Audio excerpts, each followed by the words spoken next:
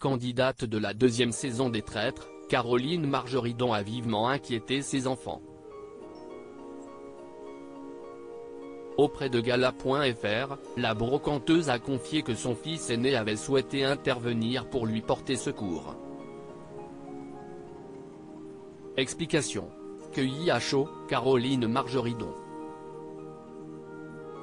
Elle qui commence à connaître les ficelles de la télé, grâce à son rôle d'acheteuse dans Affaires conclues, ne pensait pas qu'Éric Antoine la renverrait des traîtres, avant même qu'elle puisse jeter un coup d'œil sur la déco du château. Si les téléspectateurs de M6 ne sont pas tombés dans le panneau, la grande copine de Sophie Davant ne menait pas large face à cette sentence radicale.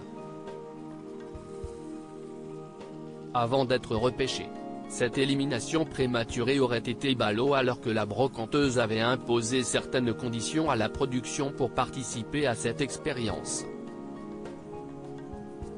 Il était hors de question pour cette allergique de la télé-réalité de tailler le bout de gras avec l'un de ses spécimens ou encore impossible de se séparer d'un objet interdit durant le tournage. Je voulais mon téléphone parce que je suis tout le temps connecté à mes deux enfants.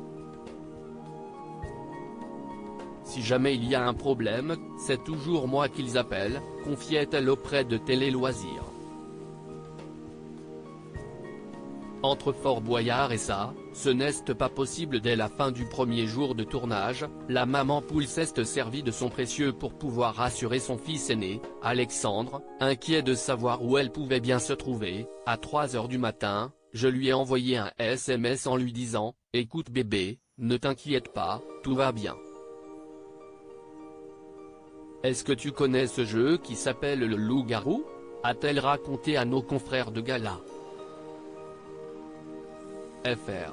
Un message pas de nature à réconforter son ange gardien, prêt à tout pour la secourir.